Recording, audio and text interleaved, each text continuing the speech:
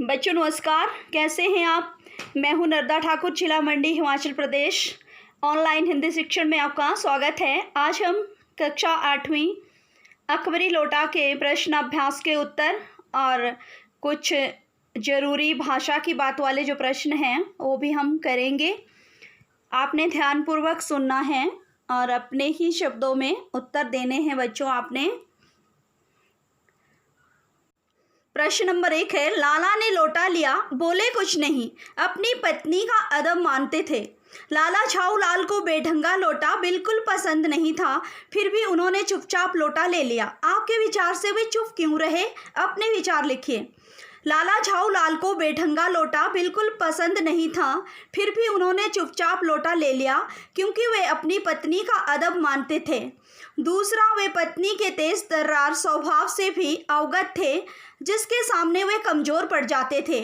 उन्होंने सोचा कि अभी तो लोटे में पानी मिला है, यदि चूं कर दूं तो कहीं बाल्टी में भोजन न करना पड़े, अर्थात इससे भी बुरी स्थिति का सामना करना पड़ेगा। इसलिए वह क्या किया, उन्होंने अपनी पत्नी के सामने चुप थे। प्रश्न नंबर 2, लाला झाऊ लाल जी ने फौरन 2 और 2 जोड़कर स्थिति को समझ लिया। आपके विचार से लाला झाऊ लाल के कौन कौन सी बातें समझ ली होंगी? 2 और 2 जोड़कर स्थिति को समझना अर्थात परिस्थिति को भांप जाना। लोटा गिरने पर गली में मचे शोर को सुनकर भीड़ आंगन में एकत्र हो गई। एक अंग्रेज को भीगे हुए तथा पैर सहलाते हुए देखकर लाला समझ गए कि स्थिति गंभीर है, क्योंकि लोटे से अंग्रेज को चोट लगी है। अब यह झगड़ा करेगा, इसलिए इसमें उनका चुप रहना ही ठीक है। प्रश्न नंबर 3, अंग्रेज के सामने बिलवासी जी ने झाऊलाल को पहचानने तक से क्यों इनकार कर दिया था? आपके विचार से बिलवासी जी ऐसा अजीब व्यवहार क्यों कर रहे थे, स्पष्ट कीजिए। अंग्रेज के सामने बिलवासी जी ने झाऊलाल को पहचानने से इनकार कर दिया ताकि अंग्रेज का क्रोध शांत हो जाए और अंग्रेज को जरा भी संदेह न हो कि लाला झाऊलाल का आदमी है। वह अपनी योजना भी पूरी करना चाहते थे, जिससे पैसे की व्यवस्था हो सके, अर्थात वो उस बेढंगे लोटे को बेच सके, तभी उन्होंने ये सारा ढोंग रचा था। प्रश्न नंबर 4, बिलवासी जी ने रुपयों का प्रबंध कहाँ से किया था, लिखिए। बिलवासी जी ने रुपयों का प्रबंध अपने ही घर से अपनी पत्नी के संदूक से चोरी कर किया था, पर बच्चों आपने ऐसा नहीं करना है। प्रश्न नंबर 5, आपके विचार से अंग्रेज ने यह पुराना लोटा क्यों खरीद लिया? आपस में चर्चा करके वास्तविक कारण की खोज कीजिए और लिखिए। भारतीय सभ्यता, संस्कृति, कला और ऐतिहासिक वस्तुओं ने हमेशा से ही विदेशियों को आकर्षित किया है। अंग्रेज को भी पुरानी ऐतिहासिक चीज़ें इकट्ठा करने का शौक था। ऐसा इसलिए कह सकते हैं क्योंकि दुकान से पुरानी पीतल की मूर्तियां खरीद रहा था।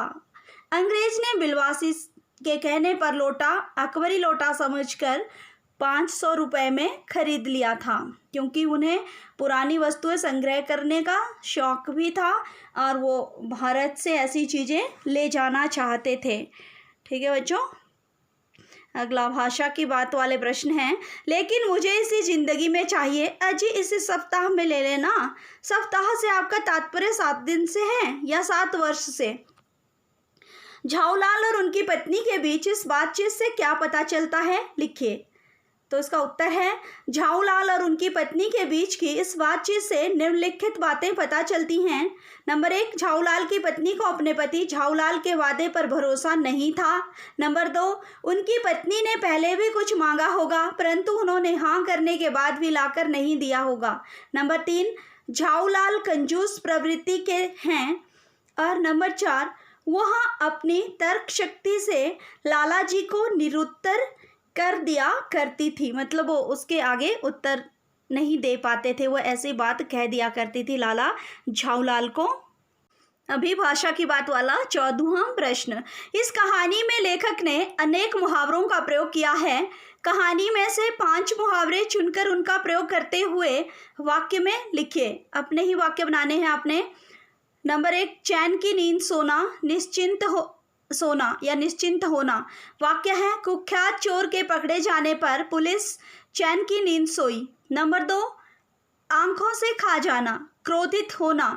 वाक्य है, परीक्षा में कम अंक आने पर माँ ने पुत्र को ऐसे देखा मानो आंखों से ही खा जाएगी। नंबर 3, आंख सेंकने के लिए भी न मिलना, दुर्लभ होना। वाक्य है इसका, हस्तकला से बनी वस्तुएं तो आजकल आंख सेंकने के लिए भी नहीं मिलती हैं। नंबर 4, मारा मारा फिरना, ठोकरें खाना। वाक्य है, बेटे आलीशान घर में रहते हैं और बाप बेचारा मारा मारा फिरता है। डींगे सुनना या डींगे हाँकना, डींगे मारना, इस तरह से लिख सकते हैं। झूठ मूठ की तारीफ सुनना।